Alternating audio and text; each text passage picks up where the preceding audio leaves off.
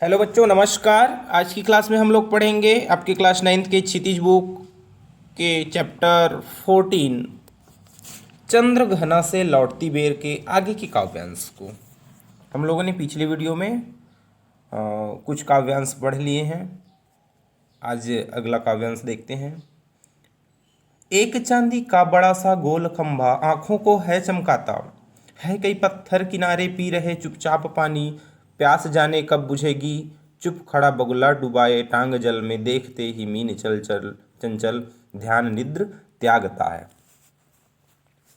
यहाँ पर कविवर केदारनाथ अग्रवाल जी बता रहे हैं कि एक चांदी का बड़ा सा गोल खंभा है।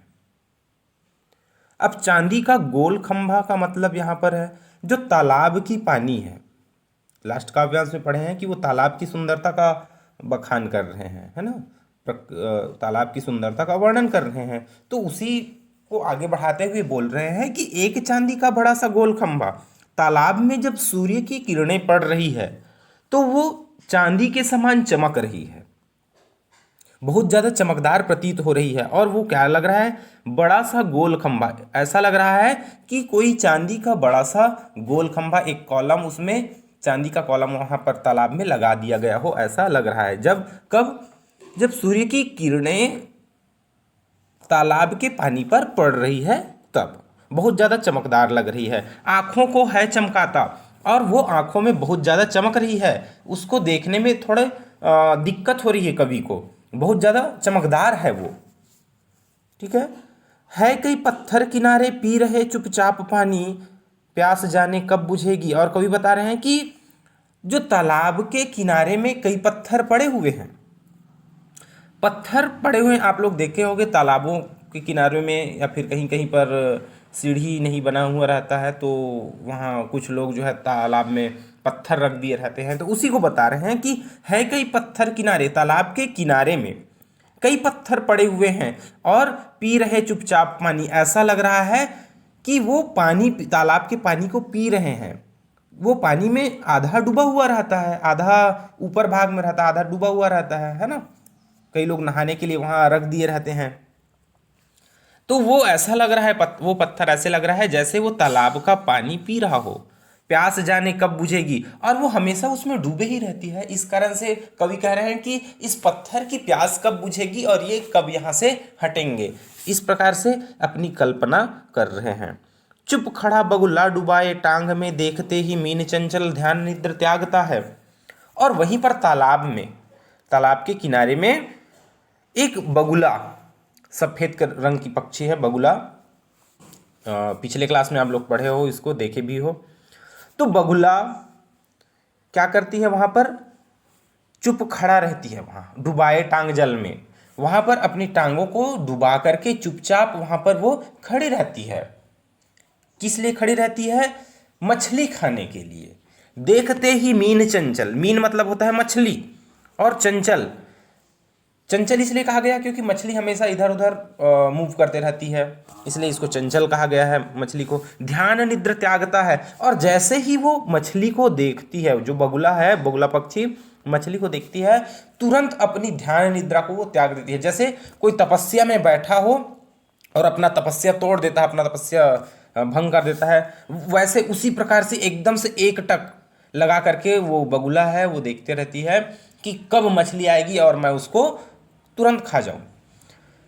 तो वैसे ही जैसे वो मछली को देखती है और तुरंत अपनी ध्यान में डूबी रहती है, जिस ध्यान में रहती है उसको वो तोड़ देती है और तुरंत झपट्टा मार करके क्या करती है, उसको खा जाती है, चट कर जाती है। ठीक है, वो आगे लिखा है, चट दबाकर चोंच में नीचे गले के डालता है। चट दबाकर उसको फट से, है ना, तुरंत एकाएक अपनी चोंच में दबा लेती है। वो कौन? बगुला पक्षी।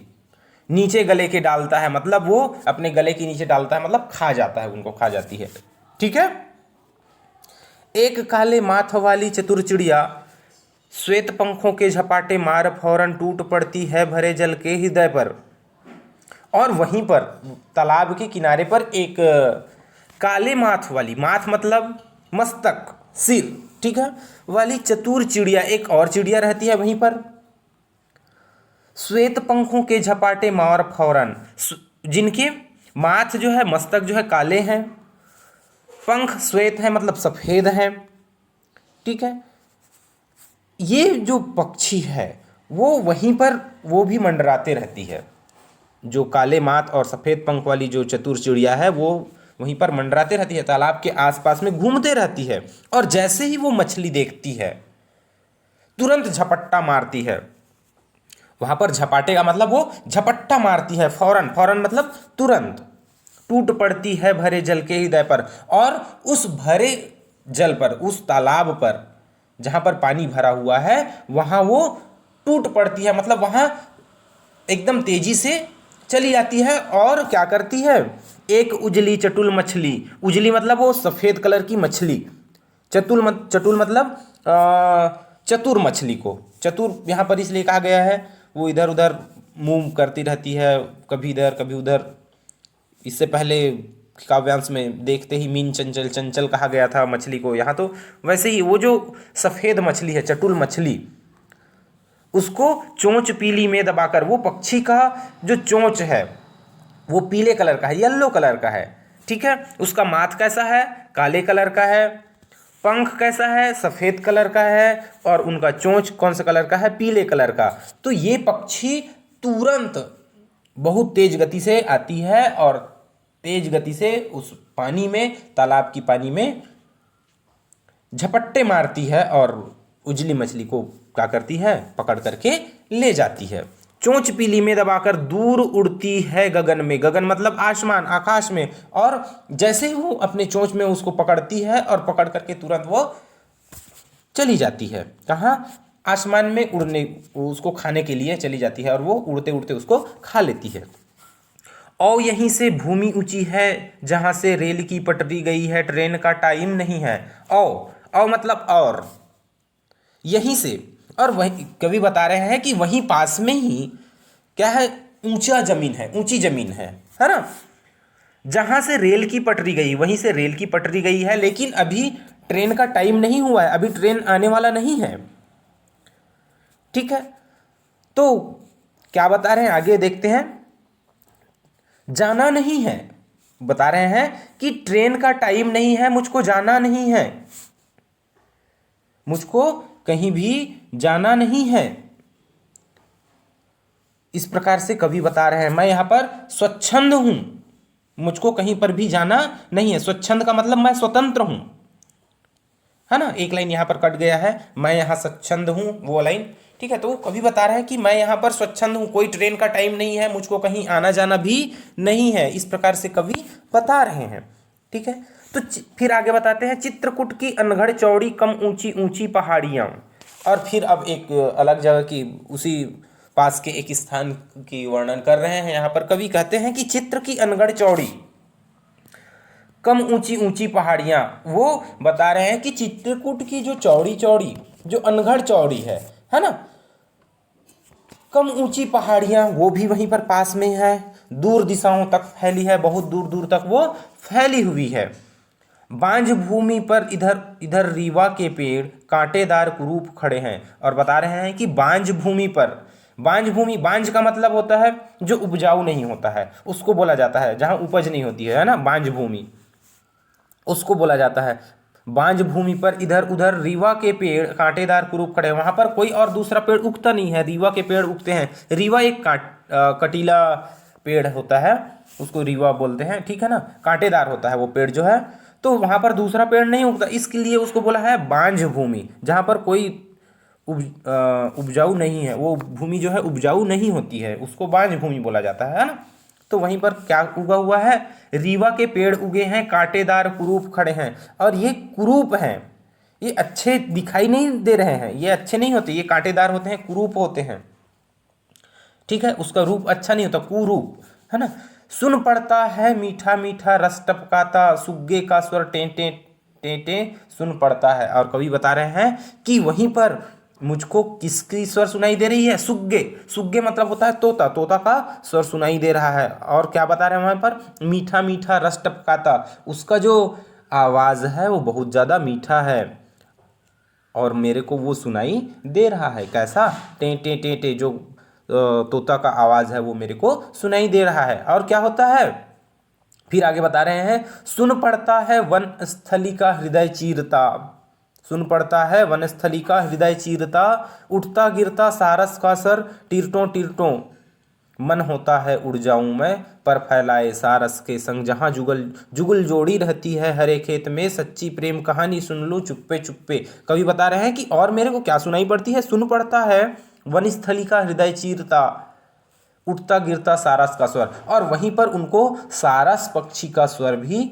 सुनाई देता है। बगुले के समान ही वो भी सारस पक्षी दिखाई देता है, लेकिन उससे वो बड़ा होता है सारस पक्षी जो है। ठीक है, तो उसी को बता रहे हैं कि मेरे को वही सुनाई दे रहा है, सुन पड़ता है वन स्थली का हृदय चीरता। वन स्थली मतलब उस वातावरण का हृदय चीर रहा है, मतलब जोर जोर की आवाज आ रही है वहां पर। किसकी? उड़ता गिरता मतलब कभी कम कभी ज्यादा, उठता गिरता मतलब कभी कम कभी ज्यादा, सारस का स्वर, वहां पर सारस का स्वर कभी कम कभी ज्यादा, कभी धीरे से कभी जोर से आवाज आ रही है, जो वनस्थली का हृदय चीर रहा है, मतलब उस वातावरण में पूरा उसकी आवाज फैल रही है। किसकी आवाज फैल रही है? सारस की आवाज फैल रही है। कैसी आवाज? वो भी टीरटो टीरटो। सारस की आवाज कैसे होती है? टीरटो टीरटो, ये बता रहे हैं कवि।